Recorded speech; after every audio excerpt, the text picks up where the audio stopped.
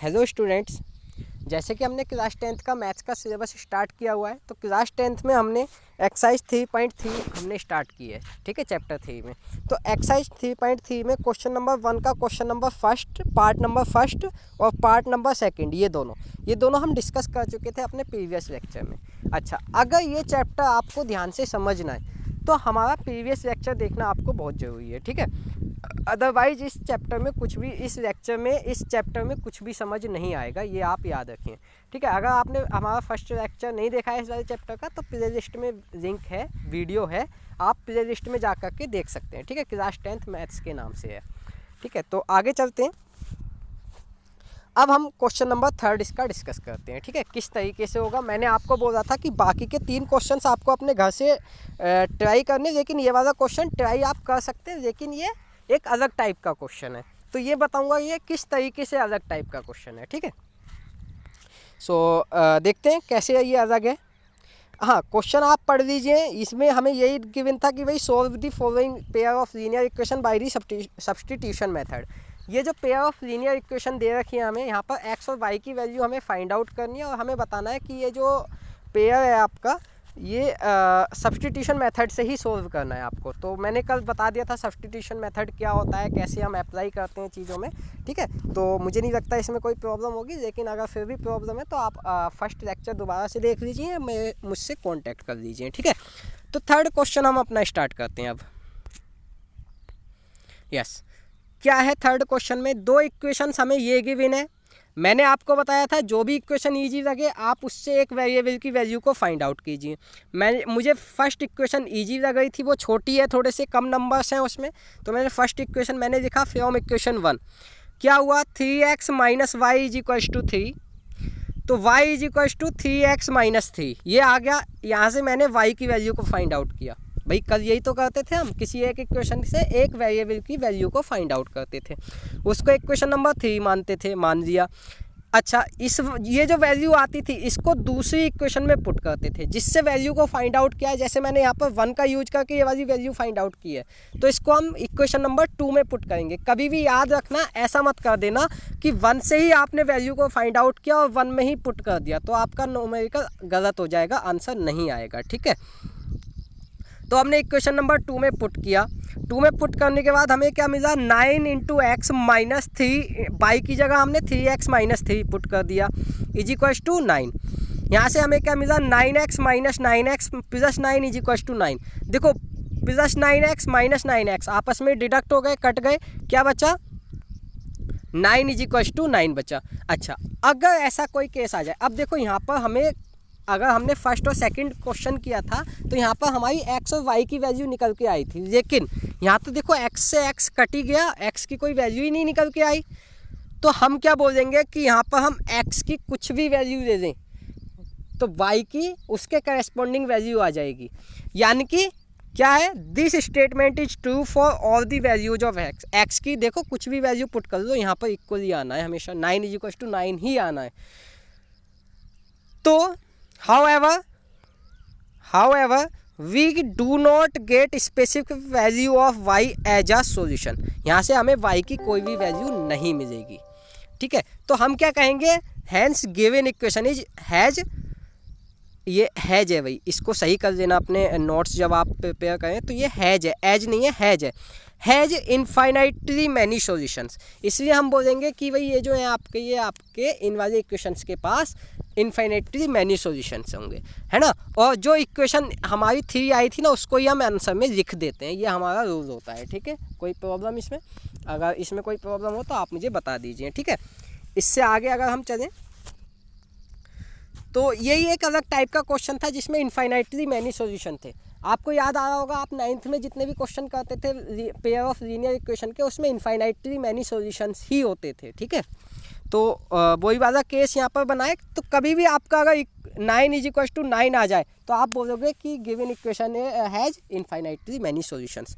अच्छा, अगर यहाँ पर आ जाता 4 इज इक्वल टू 5, तो ये तो कभी भी इक्वल नहीं होता, तो हम कह देते हैं hence the given equations has no solution. इन इक्वेशंस के पास कोई सॉल्यूशन ही नहीं है। ठीक है। जैसे कि अभी आप एग्जाम्पल करोगे ना एनसीईआरटी के, तो वहाँ ऐसा क्वेश्चन आएगा, तो वहाँ एक बार ध्यान रखना। अगर वो एग्जाम्पल में कोई आपको कन्फ्यूजन हो तो आप मुझसे कांटेक्ट कर देना, बट एग्जाम्पल्स जरूर करने आपको बोर्ड के लिए, ये याद रखना, ठीक है। एनसीईआरटी के एग्जाम्पल्स मस्ट हैं, ठीक है। तो अब आगे चलते हैं हम अपने इस पर नेक्स्ट क्वेश्चन पर। क्या है, फोर्थ क्वेश्चन है। फोर्थ क्वेश्चन में ये दो इक्वेशंस हमें गिवन है। देखो मैं यहाँ पर बहुत ज़्यादा नहीं समझाऊंगा क्योंकि बहुत इजी है, हर सेम मेथड यूज हो रहा है। कल मैं दो क्वेश्चन आपसे डिस्कस कर चुका था, तो मेथड बताऊंगा, सोल्व करके नहीं दिखाऊंगा इसमें, ठीक है। तो अगर हम बात करें तो देखो दो इक्वेशन हमें गिवन है। यहाँ पर मैंने इक्वेशन नंबर 1 से x की वैल्यू को फाइंड आउट किया, ठीक है। अच्छा, यही मैंने इक्वेशन नंबर 3 मान ली। अच्छा, जो मैंने अब इक्वेशन नंबर 1 का यूज करके किया है फाइंड आउट, तो मैं इस वाली वैल्यू को इक्वेशन नंबर 2 में पुट करूँगा। मैंने पुट किया, पुट करने के बाद जब मैंने सोल्व किया इसको अच्छे से, तो मेरा आंसर आया y = 3।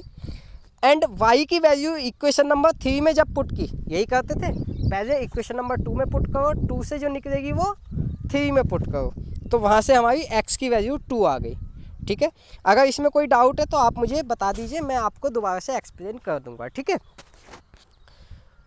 इसके बाद नेक्स्ट क्वेश्चन, फिफ्थ पार्ट, क्या बोल रहा है, दो इक्वेशन हमें गिवन है, दोनों इक्वेशन में x और y की वैल्यू को फाइंड आउट करना है। तो वही सेम चीज़ फ्रॉम इक्वेशन 1 का यूज करके मैंने x की वैल्यू को फाइंड आउट किया, x की वैल्यू को इक्वेशन नंबर 2 में पुट किया, वहाँ से मुझे देखो किसकी वैल्यू मिलेगी, y की वैल्यू मिलेगी। यहाँ से मुझे y की वैल्यू मिल गई, देखो y = क्या आ गया मेरा 0।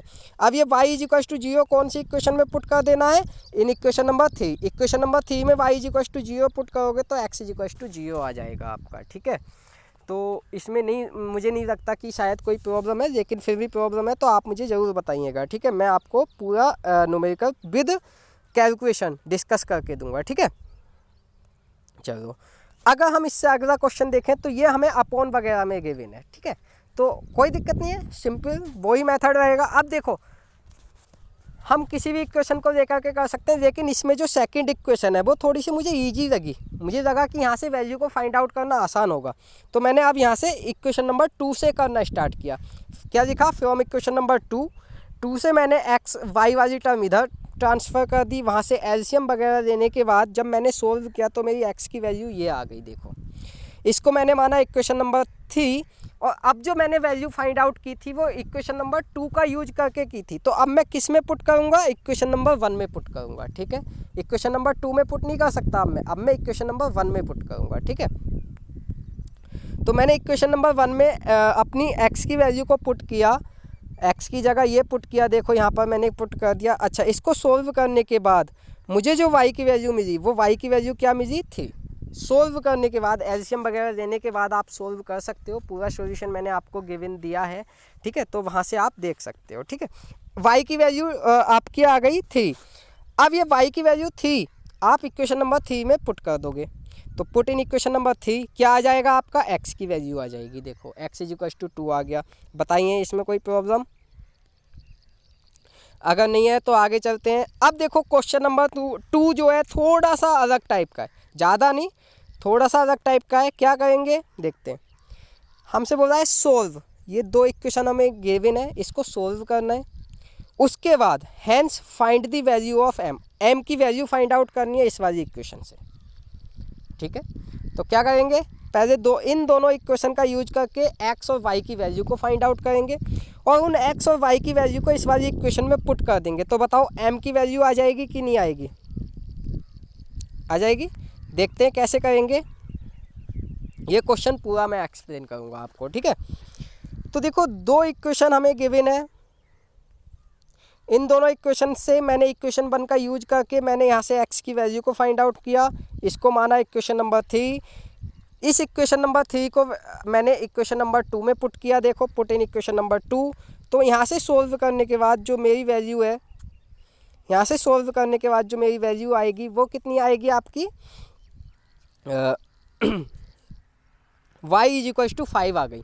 अच्छा, इस y = 5 को इक्वेशन नंबर 3 में पुट कर देंगे। 3 में मैंने पुट किया, क्या आ गया, x = -2 आ गया, यानी कि y की वैल्यू 3 और x की वैल्यू -2 आ गई, ठीक है। इसके बाद अगर हम बात करें तो इसके बाद की आगे की बात है कि भाई हमें m की वैल्यू फाइंड आउट करनी थी। तो देखो एक इक्वेशन थी y is equals to m x plus 3। तो यहाँ से मैं देखो m की वैल्यू निकाल चुका हूँ, y की वैल्यू निकाल चुका हूँ, y की वैल्यू को फाइंड आउट कर चुका हूँ, x की वैल्यू को फाइंड आउट कर चुका हूँ। ठीक है, तो y is equals to m x plus 3 में मैं y और x की वैल्यू को पुट कर दूंगा, तो मेरा क्या आएगा, ये इक्वेशन आएगी कुछ, और यहाँ से मैं m की वैल्यू को फाइंड आउट कर दूंगा। ठीक है, अगर कोई प्रॉब्लम हो तो आप मुझे बताइए। ठीक है, अच्छा इसके बाद क्वेश्चन नंबर 3 स्टार्ट करते हैं। तो क्वेश्चन नंबर 3 में अगर हम बात करें तो एनसीईआरटी में देख लेते हैं क्या कहा है। हमसे कुछ कहा है, form the pair of linear equation for the following problems and find their solution bye substitution method. ऐसे न्यूमेरिकल्स आपने 8th क्लास में भी किए होंगे, ऐसे न्यूमेरिकल्स आपने 9th क्लास में भी किए होंगे, जिसमें आपको जो न्यूमेरिकल है वो लैंग्वेज की टर्म में दिया होगा और आपको इक्वेशंस, लीनियर इक्वेशंस फॉर्म करनी हुई होंगी और वहाँ से एक्स और वाई की वैल्यू को फाइंड आउट करना हुआ होगा। ठीक है, 9th क्लास में हम जनरली ग्राफ बनाते थे इनका। ठीक है, यहाँ हम एक्स और वाई की वैल्यू को फाइंड आउट करेंगे। कैसे? पहला क्वेश्चन गिवन है, the difference between two numbers as 26। दो नंबर के बीच का जो डिफरेंस है वो 26 है और जो पहला नंबर है वो दूसरे नंबर के 3 टाइम्स है, यानी कि 3 गुना बड़ा है। ठीक है, तो देखते हैं, दो कंडीशन इन्होंने दी हैं। पहला हमने मान लिया दो नंबर कौन से हैं, एक्स और वाई, जिसमें एक्स जो है वाई से बड़ा है, ये हमने माना है। ठीक है, तो अगर हमें डिफरेंस कितना गिवन है 26, तो हमने डिफरेंस का मतलब क्या होता है, माइनस करना। तो बड़े वाले में से अगर छोटा वाला माइनस करेंगे तो डिफरेंस आएगा, और डिफरेंस हमें 26 गिवन है, तो यानी कि x minus y is equal to कितना आ गया, 26। ये हमारी पहली इक्वेशन फॉर्म हो गई। इसके बाद दूसरी कंडीशन इन्होंने दी थी, ये ATQ का मतलब होता है अकॉर्डिंग टू क्वेश्चन। ठीक है, जो क्वेश्चन में गिवन है वो उसके अकॉर्डिंग, तो ये पहली इक्वेशन आ गई। इसके बाद दूसरी इक्वेशन, दूसरी कंडीशन में इन्होंने कहा था कि जो हमारा बड़ा वाला नंबर है, यानी कि जो पहला नंबर है वो दूसरे नंबर का 3 टाइम्स है, तो वही तो लिखा है, देखो x जो है y का 3 टाइम्स कर दिया हमने, ये हो गई इक्वेशन नंबर 2। अब देखो जो हम सोल्व करने, अब हमें यहाँ से x और y की वैल्यू निकालनी है। दो इक्वेशन हमारे पास आ गई, तो अब यहाँ से हम x और y की इक्वेशन को फाइंड आउट करेंगे। तो कैसे करेंगे, बिल्कुल सब्स्टिट्यूशन मेथड से ही करेंगे। देखो वहाँ थोड़ा सा डिफरेंस था, वहाँ जो दोनों इक्वेशन थी ना वो इस फॉर्म में थी, लेकिन यहाँ जो दूसरी इक्वेशन है वो देखो उसमें ऑटोमेटिकली x की वैल्यू हमें गिवन है, तो यहाँ हमें थर्ड इक्वेशन बनाने की ज़रूरत नहीं। यहीं से क्या करेंगे, इस वाली x की वैल्यू को यहाँ पुट कर देंगे। देखो यही तो लिखा है, put the value of x from equation 2 in equation 1। x की वैल्यू को इस वाली इक्वेशन में से इसमें ये पुट कर देंगे। तो देखो x की जगह 3y पुट किया, 3y minus y is equal to 26। तो यहाँ से मेरा सोल्व होकर के आ गया y इज इक्वल टू 13, यानी कि पहला नंबर मेरा आ गया y is equal to 13। Second अगर मैं बात करूँ तो पुट, यही जो हमारी जो y की वैल्यू आई है वो हम इक्वेशन नंबर 2 में पुट कर देंगे। अब क्या आ जाएगी, x is equal to 3y, y की जगह 13 पुट किया, x इज इक्वल टू कितना आ गया 39। तो हमारे जो दो नंबर थे वो कितने आ गए, x और y जो हमने माने थे उनकी वैल्यू आ गई 13 एंड 39। तो हम कह देंगे कि हमारे जो दोनों नंबर हैं वो कितने हैं, 13 एंड 39 है। तो ये हमारा हो गया आंसर। ठीक है भाई, अगर इसमें कोई प्रॉब्लम है तो आप मुझे बिल्कुल बताइए, बेझिझक बताइए, मैं आपको दोबारा से एक्सप्लेन करके दूंगा सभी चीज़ें। ठीक है, पर्सनली भी आपको मैं एक्सप्लेन कर सकता हूँ, यू कैन कॉल मी, आप मुझे कॉल कर सकते हैं। ठीक है, ओके। सो आगे का सिलेबस हम कल की क्लास में कवर करेंगे, लेकिन अगर यहाँ तक कोई डाउट है तो आप मुझे बिल्कुल कांटेक्ट कीजिए, मैं आपको चीज़ें एक्सप्लेन करके दूंगा। ठीक है, सो ओके, थैंक यू।